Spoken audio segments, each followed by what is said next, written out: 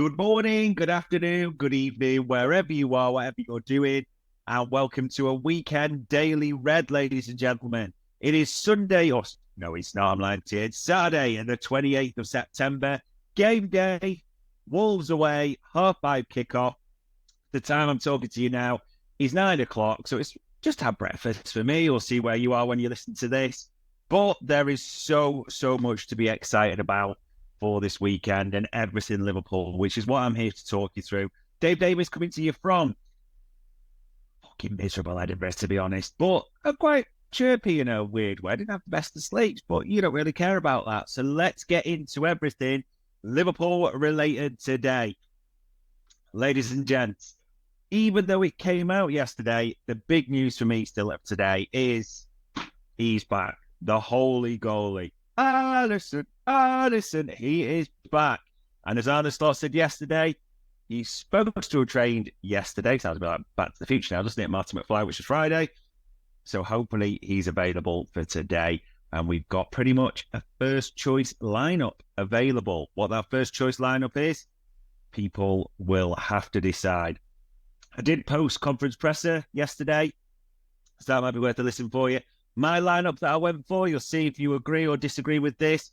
I think Alisson, Trent and Robbo, BVD, Canate, full rest for them pretty much. I know Robbo played a few minutes against West Ham, in the Carabao, but it doesn't really matter too much. Midfield, Gravenberch, Szoboszlai, fully rested, and McAllister. I did like it, but a few minutes in the Carabao as well. Salah had a few minutes, he's good. I still didn't like it. I don't care what anyone says. And up front, Diaz and Jota for me. Mainly the thing I'm thinking is you can't leave Luis Diaz out at all at the moment with this form. I know Cody Gakpo will have a lot to say about that, zero doubts, and we'll talk about those two a bit more because quite a few pundits, funnily enough, are talking about them. And Jota, Nunes did well, but he played an hour, didn't he, Jota? And he didn't play at all against Bournemouth, so you do wonder about rotation and keeping him fit for this. So we'll have to see. There you go. That is my lineup for 5:30 today, which is what everything ticks down towards, isn't it, ladies and gents? So there was quite a few things. It was Arne Slot's press conference. We say 11 o'clock, a little bit later than this normal 9 a.m. start, not too much later. Yesterday, the post-conference press, as I said, so a lot of comments come out of that. I'll just pull a few for you just to be mindful that way. So one of them, he was asked about the form of the forward, said, for me, it says two things. It says, one, these players have a lot of quality. And second of all, it says the team is always creating chances for the players who we are selecting for that game. If we play Cody Gakpo, if we play Luke Joe, the team is just creating chances for these individuals. And because they have so much quality, they can promote this to assists or goals. That is what it says to me. Fascinating they name check those two. Really is interesting. So that was the first thing I clocked. The second thing is that, the forwards, all six, are getting goal contributions, aren't they? They're all fit and firing, as it were. And even that lineup today, you could still have Nunes, Chiesa, and Gakpo on the bench. I mean, what a bench that is, just for the record. What a bench that is. Sensational. So, there's a lot to like. So I just wanted to call out what Arne Slot had said around the forwards as well. And he did speak about a player that I've just mentioned there. So, you might not know who he is, but if I just go da-da-da-da, da-da-da-da, da-da-da-da, Luis Diaz is from Baranjas, and he plays for Liverpool. And he's netting 5 in 6, and he's got an assist, hasn't he, as well at the same time. So he was asked about his start to the season, and he even referenced he was shocked. So you could see it yesterday, Slot, when he was told that Luis Diaz only got 8 Premier League goals last season. You could actually see, he almost double-checked it with Tony Barrett next to him in that regard. However, he did mention at the same time, which was a big focus, I would say, from it yesterday, and a little bit into the embargo as well. He talks about it in the left and the right-hand side of the table. We talk top and bottom. So a lot of the teams we have played, there was a little dig at United, which I kind of enjoyed at the same time. around teams in the bottom half being the ones we played. Did say it could change, but we have to keep that in context, and it's early doors. Like that from the manager, not bigging anything up, not getting carried away, full focus on the job. So a couple of comments that came out from the embargo, because that was released at 10:30 through the Nationals last night. So in case you missed them over your cornflakes this morning, just picked a few out for you here. So one thing that Slot said was, I know how good we are, but we still have to prove things when the fixtures are coming. We all know after the international break, we go into tougher fixtures than we have now. It has been a good run of fixtures so far. I think that is so important to say. And the Forest, we got a file under a blip, but everything else has pretty much been really likeable. I think for many, Slot has exceeded expectations. But I like what he said there, because that next international break will be a real focus for us, won't it? In the sense of, okay, last international break you were doing well, and then the Forest blip.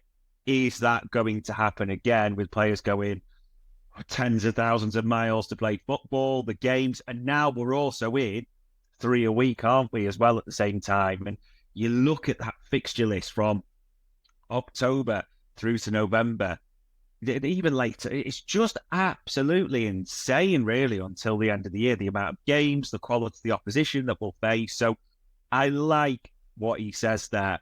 And what Slot also said in the embargo, ladies and gents, said, I think it's always difficult to judge the league table after 5, 6, or 7 games, because if you look at Wolves, they were really unlucky, playing Arsenal, Newcastle, Chelsea, and Villa. So I think the best way to judge the league table is after 19 games. I always wonder this, because the traditional sort of saying is you don't look at the league table to at least 10 games in and see where you are. I don't think that rings true. We're all having a look already, because every point counts. We know how this league could work at the same time, but we're a bit unsure about how we're going to do. I think it's fair to say this season there's a lot of ifs and buts, unknowns, as it were. So yeah, I don't know if we wait till 19 games of the season to have a real look. I had a look at it this morning again just to double check. So yeah, 19. That's the one thing that he said that I'm not convinced on. What he also did was talk about rivals. And it's interesting he mentioned Manchester City, because obviously we've all seen what's going on at the moment. There's the Pep Arteta wars. And it's interesting, it's worth a read. Chris Bascombe has even done a piece in the Telegraph this morning about it, saying that rivalry, could that help Liverpool be title challengers? I won't give you too much away, but just the essence of that piece is that could we almost go under the radar, as it were, in that sense, that we're looking good. And there's a few just tipping, keep an eye on Liverpool, isn't there? Paul Scholes even mentioned it on the overlap when he was sort of dual hosting with Carragher, that Liverpool are just being quiet, but there's a lot to like, and it'll be interesting to see how it gets on. The reason I'm mentioning that is Arne Slot was clearly asked about it in the embargo yesterday. He said, I don't mind if they underestimate or overestimate us. The situation is Manchester City, I think, have taken 30 or more points from us in the last 2 seasons. So that is the situation as it is, and we're trying to close that gap. Yeah, it's an interesting one, that one, because people are not going to take those comments as in, we're in a title challenge. We're trying to win the titles, or some might be a bit like, is it just closing the gap? At the same time, we did finish quite a few points behind them. We were there, weren't we? Until we weren't, almost to the end of last season, and the wheels came off in spectacular style, didn't they? Towards the end, pretty much from that United fixture onwards. So it's interesting that Slot talks like that, but he's not talking in terms of a full title challenge, is he, ladies and gents? That's important to say. He's very much talking in terms of closing the gap. So how you will see that, whether you agree with his comments on those types of things, completely up to you. An interesting one. Other things to mention, that last night, Liverpool under-21s played. They were away, actually, to Arsenal at some rounded ground down south. No idea where it was, but a resounding 3-0 victory. Now, some names if you follow the youth team, you may recognise the names naturally, but if you don't, probably some names you will still recognise. So Narlo, I know we know him. He opened the scoring, and it's almost a shame. I know that's a strange thing to say, but I would like to see him and Trey Ione involved the other night. I really would have thought they deserved some minutes, especially how they did pre-season. But obviously the coaches on a slot know far better than me. One name you will all definitely know for the second, Tyler Morton. It's a really good goal. And if you can go to LFC TV or LFC TV Go, I think it is, you will see the highlights. But here's what you see at the moment. It's actually a shame, to be honest. This is a guy, Tyler Morton, who boasts excellent technical qualities. He really does. Did well in the Championship last season. You know, was Hull just missed out on sort of playoffs, possible promotion that way. Was a real key player for them.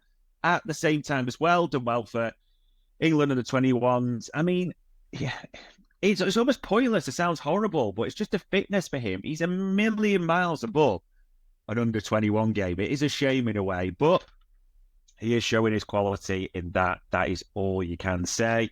And then Ranulph Young gets the third, which is a nice side foot finish, sort of on the right hand side of the 6-yard box, but lovely across into the bottom corner, very well placed. And then a weird one, if anyone saw the highlights. Harvey Davis, the keeper, gets sent off for a second yellow. Very strange. I genuinely haven't seen it. I still can't actually tell you why. Someone said, what's he got sent? I don't really know what he's got sent off for, truth be told, in that regard. So, yeah, there you go anyway. 3-0, a resounding victory for the kids. What else happened?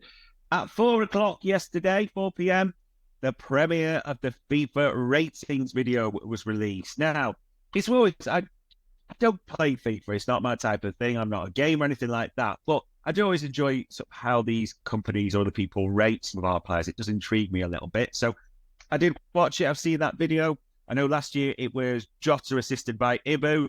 This time it was Jota assisted by Maka. So they switched it around, maybe because Maka can speak Spanish, which makes it Diaz, Nunez, that type of thing earlier. Who knows? But that was the selection. Some interesting ratings for the side last season. Some quite low. Some, you know, you'll see it differently. Probably distinct things to call out of the high ratings. That the fastest in the squad, Federico Chiesa, with a pace of 93, which drew a bit of a gasp of astonishment, you could tell, from Luis Diaz. But yeah, he is quick. We know we've got quick players, so that was interesting. Nunez wasn't too happy with his ratings, although it was quite clear when you see the video, he thought he was based on. This is the little bit where, as he said, well, about 5 or 7 on the bench, so they enjoyed a good giggle at that. McAllister was 86, Jota was 85. No Salah at all, no Trent. BBD was the highest that we saw on 89, but we don't know Trent, we don't know Salah's, but always worth a little sort of giggle, a little watch, that one, if you haven't done already. And I mentioned Chiesa there, didn't I? Michael Owen talked about him and how we got him. I think it's based a lot to do with the badge and the history, so I'll explain what I mean there. What did Michael Owen say about Chiesa to DAZN? He said, I like him as a player. I think he's got a bit of class. He's experienced as well, and I think he's a good player to bring in to bolster the squad. I don't think he or anyone else is under any illusions that he's going to play every single game. The other bit to say, I think if you were a lesser team, you might have to pay a bit more because he would probably want a move like it was once it was announced that maybe he was leaving. I think he would want a move like this so it works for everybody. I don't know if that's just transcribed wrong, but that's terrible English, isn't it? But it is Michael Owen at the same time, so it's like talking to a carrot a little bit. Liverpool have almost utilised the club, the badge, the history, and everything else to get somebody who might be worth a little bit more than they paid. I think it's a good signing, but time will tell. A lucid thought for Michael Owen to end, which is great. But strangely, in a way, I actually agree with absolutely everything he says at the end then. Maybe, I think we've seen this from Chiesa. We like a lot of what we see. We like a little nutmeg the other night, didn't we? You know, that you'll debate whether he meant the assist or how much credit you want to give him for that, but he has an assist on the board. That is important to say. And yeah, I agree with Michael Owen. How weird a Saturday. But the badge, whatever, Liverpool have utilised that. It sounds like they've got a very good deal and even a wage reduction by the sounds of it at the same time. So we can be happy on that one, ladies and gents. Speaking of pundits, who you might always agree with, Paul Merson. Not a lot of people agree with Paul Merson, but obviously he gives his opinions for Sky, another side. So what has he said on this one? He's done a few columns actually as well. So I was quite critical of Liverpool after their loss to Nottingham Forest. However, in hindsight, I have to cut them some slack because it was after the international break and a lot of their key players came back from all the travel. They bounced back in style by destroying AC Milan and then winning against Bournemouth last weekend. He did say, well, he goes on, he mentions about a bit about Wolves, which I'll get to, but he's predicted 3-1 for this. He said, Wolves are a funny team. I thought they played well against Newcastle, scored a wildy, and then ended up losing in the end. They must get a win quickly, but I cannot see anything but a Liverpool win this weekend. Now, in the Sky bit that he did, he also said, in terms of forwards, they are blessed in that department. Not only will they score a lot of goals, but they will spread it out amongst themselves over the course of the season. That can be a headache for Arne Slot, and sometimes it's not a good thing because he has to keep all of them happy with playing time. Personally, I'd go with Cody Gakpo alongside Darwin Núñez and Mo Salah for this one. I think Gakpo is playing with a lot of confidence and it just gives you something more than the other options. See, this is when you can also sort of find yourself going, makes a bit of sense what Merson says, and then you remember it's Paul Merson because you think it offers you more than this one's what. So as Luis Diaz not been banging them in left, right, and centre or having a huge impact, is Mo Salah not the second highest scorer and top with goal contributions? It's just that type of stuff, isn't it? But it's Paul Merson, so we need to cut him on this slack on a Saturday morning. I don't think it'll be Núñez and Gakpo. I think it will be Jota Diaz. It'll be the same front three that's essentially played the majority of the games. That is how I think it will work. But we will see on that. Now, speaking of pundits that we actually do want to hear and we do value their opinion, that brings us to Molby on the spot. So that was released. Well worth a listen yesterday. My old Booker Trev was hosting Jan Molby as normal, talking through, giving his an actual expert insight on various things. So there'll be a couple of sort of snippets we'll do from that, I know, today. And if anyone hasn't seen it or hasn't listened to it yet, well worth a listen, download, watch, whatever you want to call it.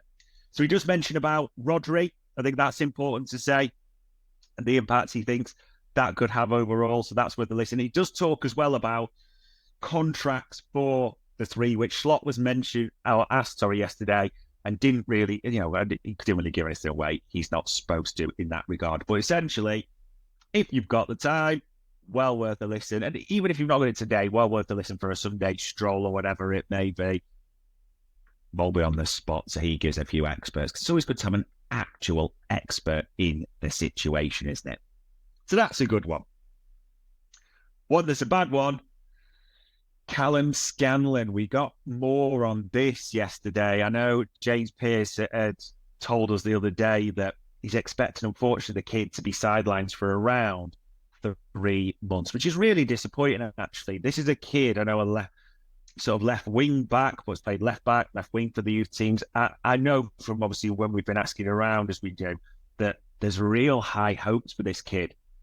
Really is. That's why he's going to a Millwall already at such a young age. But yeah, a stress back fracture in his back, expected to be out 3 months. And even Neil Harris, the Millwall manager, was saying we're very disappointed to lose him because he was something completely different to what we've got in the squad as a very attacking-minded fullback. And he is rapid. Those who haven't seen the youth team, very attack-minded, very rapid. There is a debate, does he end up left back, left wing, left midfield? That, he's played a few positions, but a real talent. So it is a real shame. So hopefully we do see Callum Scanlon quicker than 3 months, but not taking any risks at the same time. So we'll see what develops there, ladies and gents. Couple of bits on the transfer side. One that's you'll question what year is it? One that you'll think we'll talk about lifestyles, and we will finish with a little bit on the game today, because we always come full circle there as we do. So team talking a few others through Rudy Galletti, which people might giggle or might not. I will let you decide on this Saturday over that name, have been linked again with Karim Adeyemi. Yes, it is 2024. We are still being linked with Karim Adeyemi. Probably like we'll be linked with Inacio in the summer through probably, it's one of those days that maybe comes round. But mentioning that if Mo Salah departs, he is one of the names that Liverpool are looking at specifically as a replacement. And well, there's a few articles out today at the same time, ladies and gents. You'll see other players linked, like Christian Pulisic gets a mention through a few sources as well. Liverpool are tracking or keeping an eye on him. We will see what happens there. Now, I mentioned one that will make you laugh. Davinson Sanchez. This isn't him coming to Liverpool, but do you remember he was, playing for Tottenham many moons ago, didn't quite work out, you could say. He's now in Turkey. And there's a Galatasaray legend here speaking, Sevet Setin, former coach as well known on the Turkish scene. Get a load of this, ladies and gents, and what he said, because this made me smile on Saturday morning. He said, Sanchez is a better centre-back than Van Dijk. In England, centre-backs play locally. They do not disturb their positions. They don't get into the ranks of the right back or left back. They always take a position in the centre. They usually play heavy because they are physically good. They intercept the ball in the centre, but they falter when they have to open up. Van Dijk has had a very difficult time against Barış Alper Yilmaz in the Turkey versus Netherlands national team. Didn't finish there either. Van Dijk is one of the best defenders the Premier League has ever seen, but that doesn't mean everything. Sanchez, on the other hand, has a one-on-one game. He has pace. He plays in a wider area and doesn't miss men. He does a much more difficult job. He gets off the ball very well. Sanchez is a much better stopper than Van Dijk. Maybe people will say come off it, but it doesn't matter if it's Liverpool. For example, Sami Hyypiä came to Turkey and was not liked. So Sanchez is better than Van Dijk and many other centre-backs in the Premier League.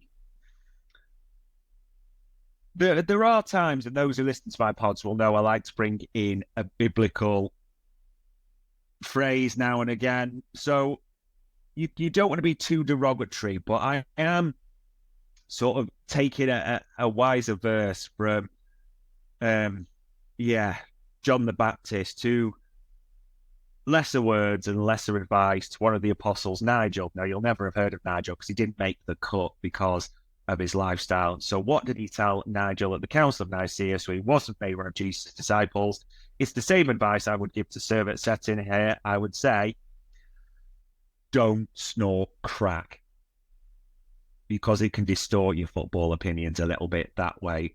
Davinson Sanchez, even in the same breath as Virgil van Dijk, saying Virgil van Dijk doesn't have an open game, can't do things off the ball, is limited. Davinson Sanchez saying Sami Hyypiä, he probably went about 46 to Turkey for one last payday, no doubt. Couldn't do it in Turkey. And, they're very localised, as he puts it, and stay in the centre. Davinson Sanchez. I actually liked him as a player, by the way, at Spurs. I thought he was young, he was raw. It was a difficult time for Spurs he came into, but yeah. Maybe you didn't enjoy it as much as me, but I did enjoy that football opinion. Now, you shouldn't revel in others' misfortunes at all, ladies and gents. That would be mean-spirited. However, there's a couple of sayings in football, isn't there? The strong play on the weak, or play on the weak, that's natural. That rubbish happens in most areas, doesn't it? And you can only beat what's put in front of you. And there's a little bit of uncertainty as to what Wolves may put in front of us, because Gary O'Neill mentioned at the press conference yesterday, we know Mosquera's out, which feels like a bit of a loss to them. He looked okay so far, hadn't he? Early doors Mosquera, but flu or a virus seems right in the Wolves camp, so a lot of players missed training yesterday. And there's a few articles, especially the local Express and Star there in Wolverhampton, mentioned that Alfie Pond, one of their young centre-backs, is even in the squad and could start, they reckon. So you wonder just how bad the flu virus is. So what did Gary O'Neill say? He said there's quite a bit of illness, actually. A few will need a check tomorrow on how they're feeling. We just had a little bit of a virus going round. Quite a few missed training today, so we'll see how we are tomorrow. We have a few issues, but we're looking forward to getting out there and make it as difficult as possible for Liverpool. Some lads will struggle for tomorrow, but that's not a definite. Sometimes these things can clear up in 24 hours. So we genuinely don't know how strong Wolves are. It could be the classic 24-hour thing, as happens on a Friday. Sometimes the people are at work, doesn't it? We'll see. Don't really think it'll happen to footballers, but who knows? So let's not get excited too much. This is a youth team being pedalled out by Wolves. However, ladies and gents, at the same time, even if it is a full strength Wolves team, and they still have threats, Kuhn is in good form. He is the danger man for me and definitely one to keep an eye on. We shouldn't just dismiss them at all. However, it is fair to say you are playing the team in 20th in the league who have a point. On paper, you expect Liverpool to win this one, but Liverpool on paper is a completely different thing to the reality, as we know at times, and we've seen it even this season. So let's just be hopeful that come 5:30, it's a good result all round. Well, 7:30, I'd say, isn't it, for full time? And I should say about 7:30, because not long after, other things coming up.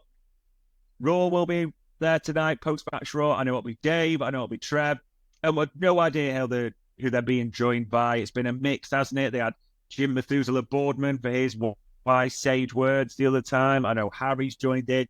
Maybe even Cam may make a comeback. Who knows? But I suspect they will be joined by someone. So that'll be tonight. We'll have me and Grizz will be talking everything about yesterday and the headlines tomorrow. So we'll have that on your Daily Red.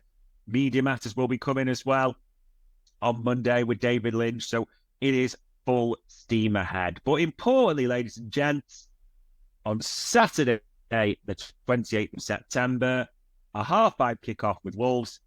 Let's hope you enjoy 3 points, and let's hope you enjoy your Saturday. That was another Daily Red from Anfield Index.